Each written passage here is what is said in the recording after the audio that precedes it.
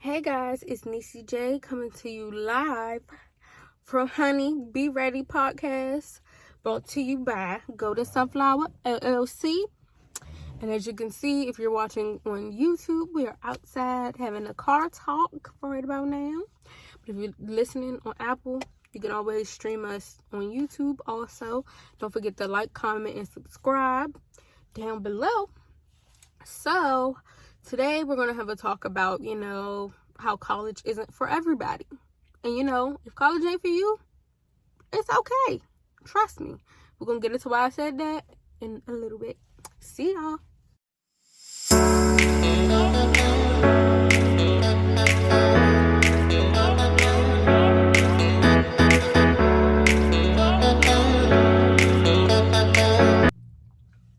All right, y'all. So we're back. And, like I said, we're going to get into the topic, the nitty grits about, how college isn't for everybody. And, some of us, went different directions and different routes. So me personally, I'm going to just tell y'all a little bit about my journey. If you don't know me, I went, after high school, I went to a university. And then I'll get more detail. But I went to a university, then I went to a community college, and then I went to cosmetology school. So, let's, start back from the beginning. So, once I finished high school, in all actuality, I've never really liked school, but I wanted to, go to college. So, I went to college. I went to a university. Let me get that correct. I went to HBCU. I went to the University of Maryland, Eastern Shore. Hog Pride. Catch it. Anyway, I'm sorry if you had headphones in because that was kind of loud. But anyway. So, yeah, I went to Eastern Shore. I loved my HBCU. I loved it. The experiences that I had were fun. I had a little too much fun. And, I didn't go to class like I was supposed to. And, it takes some growth to admit, when you were wrong. And, I didn't do what I was supposed to. And I just, I felt the best that for my sanity and my education, that it was best for me to come home. Yeah. So, yeah, I felt the best for my sanity for me to come home. And, just get my life together pretty much. So, I came home. This was after, backtrack. I stayed there for, they had a summer program, so I stayed there for their summer program. I went for the first semester, and then I came back home after my first official semester. So once I came back home, I figured I'd go to community college. So I started at the community college. Didn't do too well because at the community college, most of my friends from high school and one of my best friends, which you'll probably see her at some point in this podcast, not this episode, of course, but, she was at the college. She wasn't the reason I wasn't going to class though. But, once you're hanging out with your friends and everything like that, we're young. And if you truly don't want to be in school, you're not going to go to class like you're supposed to. And that's where I messed up. Because, I still, went to the community college thinking I was going to do better. I passed maybe one of my classes. It's sad to say, I know I got family that's going to be listening to this. Yes, y'all. Went to college, didn't do what I was supposed to. And I can admit that. But, yeah. So, I didn't really pass most of my classes. So, I tried again for another semester. And, passed maybe one of those classes. But that semester, I think I only had 2 classes. So, I passed one, and I almost passed the other. But I missed it by, maybe 20 points or something like that. So, that was a whole thing. And then I went back one last semester. And I passed that class, I think. Yeah, I passed that class. But in the midst of all this, it was like life was going on and, just stuff like that. So, I was dibbling, dabbling and doing what I was, not doing what I was supposed to do. Still not going to class like I'm supposed to. Because, in all actuality, I've never really liked school. Like high school, I passed, I, got decent grades. But in all actuality, I did not like school. I didn't. And like, I can admit that now, that I did not like school. So, after going to the community college, I finally sat and looked at my life, and I was like, I don't like the route that I'm going. I don't like the direction I'm going in, and I don't want to continue to do this in life. Like, I don't. Because at one point, after the community college and everything, I got in a very low place in life, and I was just like, I don't like where this is leading me, because I don't have aspirations. I'm not aspiring to do nothing. Like, I'm just sitting here, not working, don't know what I'm about to do as far as school, as far as, career-wise or whatever. And, like I said, it had got me in a very, low place. And, we'll talk more in depth about that later. But, it had got me in a very low place, and I didn't like it. And so I, sat, thought it very deeply about this, and I was like, I think I'm gonna, start applying places, because at the time, my temporary job that I usually did, I did not want to go back there. So I was applying places, and I finally got a call back from somewhere, and then, I got hired. So that was step one of, me getting out of my low place. So I got me a job by the grace of God. And then after that, I had sat and talked with one of my close friends, and I was telling them that, I don't want to do college. Truthfully, honestly, the only reason that I went to college is because I thought that's what my parents wanted for me. And in all actuality, like, I talked to my father after that, and he said, I just wanted you to be able to do something with your life. If college wasn't your thing, I would have just rather you told me that. And, that was a breath of fresh air hearing that, because I'm just like, I wish I would have said something, from the beginning, instead of just wasting time and money, doing something that I knew I didn't want to do, or I knew wasn't for me. So, once I finally talked with my father and told him, the school thing, the college route wasn't for me. It's not what I want to do. And I had told him, after some thinking, after, research and everything, that I wanted to go to cosmetology school, because I liked doing hair at the time. So, I did all my research, and I told him, what school I wanted to go to and everything like that. And so I went ahead and we got everything situated, and I ended up starting hair school that same year. So once I started hair school, I loved my hair school. I did. It was interesting. It was an interesting journey. Some people may know, when you're around a whole bunch of females all day long, stuff tends to get catty. It tends to be drama. Hair school in general, I don't know why hair school has such a bad rep, but yeah, it just be a lot. Whether it's the barbers, whether it's cosmetology, anything like that, it's always something. But no, don't get me wrong, I love my hair school. It was so family oriented, and everybody was so sweet, and so cool with each other. And so and the teachers, they were like family. They were like your second or third parent, pretty much. And so as I started hair school, I made a pact with myself that I wasn't gonna miss any days. I wasn't gonna miss any hours. My goal was to graduate early. So, and I didn't have any kids at the time. So what was my excuse for, being late or not coming to school? I didn't have no kids. So, I made a pact that I was going to take, my education serious, because this is something that I wanted to do. That's why I love trade schools, because, you're doing what you're going to be doing in your field.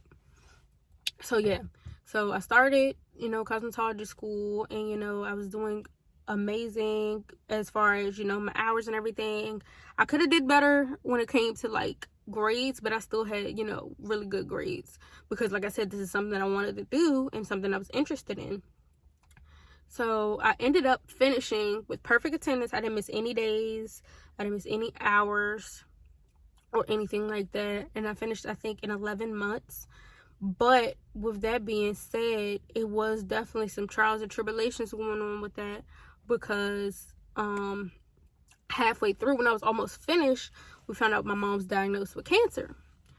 And it was hard because having to come home, make sure my mom's all right, make sure she's good, make sure I'm mentally okay, and make sure she's mentally okay, because I don't want me being sad. Because if you know me personally, I'm a very emotional person, and I didn't want my emotions to rub off on her because she already had a lot going on. So I was just, when I came home, I just, my goal was to make sure she was okay, she had everything she needed, and whether it was when she was going through her chemo or whatever and stuff like that. So that was that. And it was hard on me because if you know me, I'm very close to my mom. Like that my mom is my road dog. So it was just hard seeing her be sick. And I also was still in the process of going to school every day, waking up early at dark 100 in the morning to get to school, make sure I was on time, make sure I didn't miss any hours or anything like that. And so it was like her being sick was my push to say I got this, that I can keep going and everything. And so I just kept going, kept pushing, because I wanted that to be something that she can she could be proud of me about. Her and my father can be proud of me about, for finishing and excelling in something, and being great at something. Because like I said, I tried the school thing twice already and failed, and I told myself I was not going to fail this time. I was tired of going to the same thing. And it was like, when I look back at it, half of the people that I used to hang with are still doing the same thing. They're still hanging out, not doing nothing with their life, but that's neither here nor there. But let's just say, you do grow out of people. It happens. You do grow further away from people, and we'll talk about that in a whole nother episode, because I can talk all day about that. But yeah, so like I said, with my mom being sick, that was a push for me to keep going and excel at hair school. And like I said, even though it was hard for me to get up every day and go to school, because mentally I was just trying to make sure my mama was all right. Granted, her stage of cancer wasn't that bad, but it still was hard because me and her are so close to each other. And I just just mentally, I had wanted to make sure she was all right, and I didn't want nothing to happen to her, because I don't know where I would be if anything happened to my mama. Because like I said, that's my road dog right there, and we're really close. So I finished hair school. I was still at that job that I had started with the year prior, because if you don't know, cosmetology school is basically a whole year. So I was still at the job that I had started at a year prior, but I wanted to get something in my field. But of course, I still had to wait for the state board and all that stuff. So as I was waiting on them, waiting on state board, I applied to be a shampoo tech at a shop that will remain nameless. But I became a shampoo tech.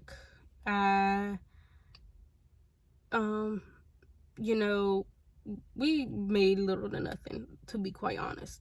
Barely anything. But it was changing my pocket. It was changing my pocket, and I was doing something in my field. And so, I would go to work, come back home, and then, make sure my mom was all right, because at the time, like I said, she was still sick, and we were also preparing for her surgery. So I had requested off for her surgery and everything, and I got it off. So here's the messed up thing about that. So when My graduation practice was like a day before that. So then, you know, I had took off for the graduation. I took off for her surgery. So after that, I was supposed to go back to work that following Sunday. So I checked my schedule that Sunday, and no, I was supposed to go back to work that following Friday, because this was like a Wednesday, Thursday type thing. So that Friday, I checked the schedule, and I'm off for the whole weekend. I'm like, okay, you know, maybe they're giving me some more time with my mother. And so I'm like, all right, cool. And then after that, I was like, okay, I'm gonna check the schedule again. So for the following, when I checked it that following Sunday, the whole next week they had me off. So I'm like, all right, maybe they training somebody, you know, it's cool, whatever.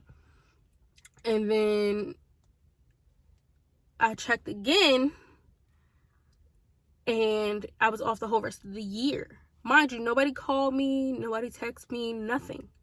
So I'm just sitting here like, you know, what the heck? Mind you, I'm still taking care of my mother who just had surgery, and nobody's saying nothing. I'm just sitting here, you know, waiting to go back to work.